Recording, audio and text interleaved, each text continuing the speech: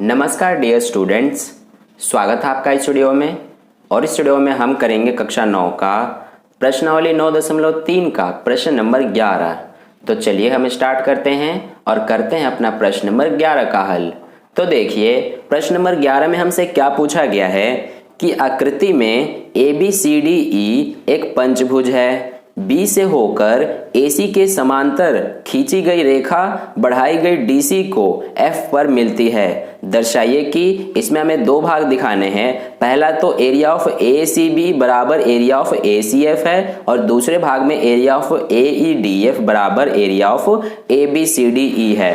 तो यहाँ पर हमें प्रश्न नंबर 11 के लिए ये आकृति दी गई है जिसमें हमें क्या कहा गया है कि इसमें जो ABCDE ये जो आकृति है ये हमें एक पंचभुज दिया गया है, ठीक है। और इसके अलावा हमें इसमें कहा गया है कि इस B से होकर जो ये AC है इस AC के समांतर क्या किया गया है कि एक रेखा खींचा गया है ये FB, जो कि इस DC को बढ़ाने पर जो ये F बिंदु है यहाँ पर मिलता है, ठीक है। यानी कहने का मतलब ये है कि AC और ये FB ये दोनों क्या हैं, समांतर हैं, ठीक है। तो चलिए यहाँ पर हमें पहला भाग क्या सिद्ध करना है कि एरिया ऑफ ACB बराबर एरिया ऑफ ACF है। यानी कि एरिया ऑफ ACB इस त्रिभुज का जो क्षेत्रफल है और ये जो ACF इस त्रिभुज का जो क्षेत्रफल है इन दोनों को हमें बराबर करना है। और दूसरे भाग में एरिया ऑफ AEDF यानी AEDF इस चतुर्भुज का जो क्षेत्रफल है वो बराबर किसके है, एरिया ऑफ ABCDE यानी कि इस पंचभुज के क्षेत्रफल के,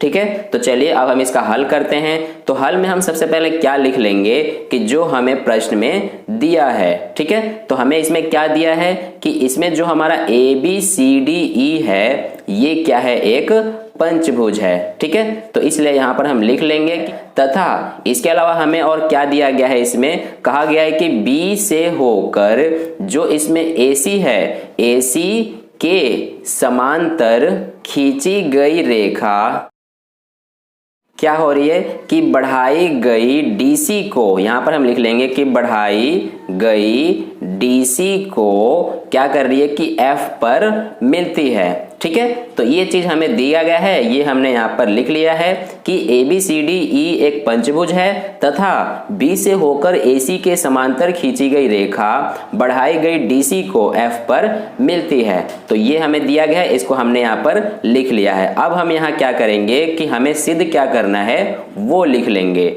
ठीक है। तो यहाँ पर हमें दो पार्ट सिद्ध करने हैं। इसमें पहला इसमें हमें क्या सिद्ध करना है कि एरिया ऑफ ACB बराबर है किसके, एरिया ऑफ ACF के। और दूसरे भाग में हमें क्या सिद्ध करना है कि एरिया ऑफ AEDF बराबर है किसके, एरिया ऑफ ABCDE के, ठीक है। तो इस तरह से हमने ये कर लिया। अब यहाँ पर देखिए हम इसका करते हैं प्रमाण। तो इसमें हमें दो भाग दिए गए हैं, तो सबसे पहले हम इसका पहला भाग करते हैं। तो देखिए पहले भाग में हमें क्या सिद्ध करना है कि एरिया ऑफ ACB बराबर एरिया ऑफ ACF है। यानी कि ये ACB का क्षेत्रफल और ये ACF का क्षेत्रफल बराबर करना है। तो इन दोनों त्रिभुजों में आप ध्यान दीजिए कि इन दोनों त्रिभुजों का जो आधार है यानी कि ये जो AC है इस AC पर ये दोनों त्रिभुज बन रहे हैं। देखिए ये जो ACB ये त्रिभुज का भी आधार यही है और ये ACF इस त्रिभुज का भी आधार यही है। तो इसलिए हम कहेंगे कि त्रिभुज ACB और त्रिभुज ACF एक ही आधार पर स्थित हैं और इसके अलावा दोनों एक ही समांतर रेखाओं के बीच भी स्थित है। यानी कि समांतर रेखाएं कौन कौन सी है, एक ये AC और एक ये FB। तो इसलिए यहाँ पर अगर ये दोनों त्रिभुज एक ही आधार और एक ही समांतर रेखाओं के बीच स्थित है, इसलिए हम क्या कहेंगे कि एरिया ऑफ ACB बराबर एरिया ऑफ ACF है। तो यहाँ पर हम सबसे पहले क्या लिखेंगे कि क्योंकि त्रिभुज ACB तथा दूसरा त्रिभुज कौन सा है हमारा ACF, क्या है ये दोनों एक ही आधार। यहाँ पर हम लिख लेंगे कि एक ही आधार, कौन सा है आधार हमारा, ये AC।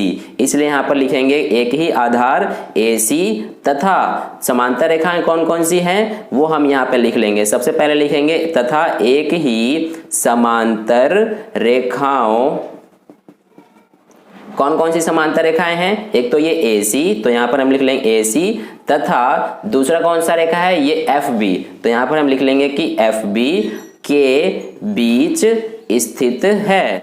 ठीक है, तो इस तरह से हमारा ये हो गया। हमने यहाँ पर क्या लिखा है कि क्योंकि त्रिभुज ACB तथा त्रिभुज ACF एक ही आधार AC तथा एक ही समांतर रेखाओं AC तथा FB के बीच स्थित है, इसलिए इसमें हमारा क्या होगा कि जो एरिया ऑफ ACB है ये किसके बराबर होगा, एरिया ऑफ ACF के। ठीक है, तो इस तरह से हमारा इसका पहला भाग यहाँ पर सिद्ध हो जाता है। ये काफी आसान प्रश्न था, तो इस तरह से हमने इसका पहला भाग किया।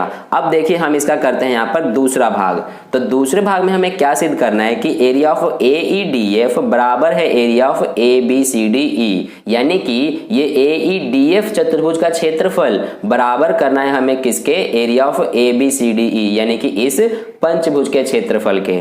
ठीक है, तो चलिए अब हम इसको करते हैं। तो यहाँ पर हम सबसे पहले क्या करेंगे कि जैसा कि हमें पता है कि एरिया ऑफ ACB बराबर है किसके, एरिया ऑफ ACF के, जैसा कि हमने पहले भाग में यहाँ पर सिद्ध किया है। तो इसका हम रीजन दे देंगे, यहाँ पर हमने इसको सिद्ध किया है। ठीक है, तो इस तरह से यहाँ पर अगर यहाँ एरिया ऑफ ACB यानी कि इस त्रिभुज का क्षेत्रफल और एरिया ऑफ ACF इस त्रिभुज का क्षेत्रफल बराबर है, तो हम क्या करेंगे यहाँ पर कि इसको सिद्ध करने के लिए, यानी कि एरिया ऑफ AEDF बराबर एरिया ऑफ ABCDE सिद्ध करने के लिए हम जो ये चतुर्भुज है AEDC, इसको यहाँ पर हम दोनों त्रिभुजों में जोड़ देंगे, यानी कि AEDC के क्षेत्रफल को हम ACB में जोड़ देंगे, तो हमारा क्या बन जाएगा, ये पंचभुज बन जाएगा ABCDE। इसी तरह से इस AEDC को अगर हम इस ACF में जोड़ देंगे तो हमारा ये AEDF बन जाएगा। इसलिए हम यहाँ पर इसको दोनों ही त्रिभुजों में जोड़ेंगे। तो यहाँ पर हमने ये लिख लिया है कि एरिया ऑफ ACB बराबर एरिया ऑफ ACF है। तो यहाँ पर हम सबसे पहले क्या लिख लेंगे कि दोनों तरफ क्या हम जोड़ेंगे, एरिया ऑफ कौन सा है ये, AEDC। ठीक है, तो इसलिए यहां पर हम लिखेंगे कि दोनों तरफ एरिया ऑफ AEDC जोड़ने पर, तो देखिए दोनों तरफ अगर हम AEDC जोड़ते हैं, यानी कि इस एरिया ऑफ ACB में अगर हम ये एरिया ऑफ AEDC जोड़ें, इसी तरह से ये राइट हैंड साइड में भी, यानी कि एरिया ऑफ ACF में अगर हम एरिया ऑफ AEDC जोड़ें तो हमें क्या प्राप्त होगा, देखिए area of ACB plus area of AEDC, यानी कि एरिया ऑफ ACB ये त्रिभुज प्लस AEDC ये चतुर्भुज, दोनों मिलकर क्या बना रहे हैं, ये पूरा ABCDE। तो इन दोनों की जगह पे हम क्या लिख सकते हैं यहाँ पर, एरिया ऑफ ABCDE।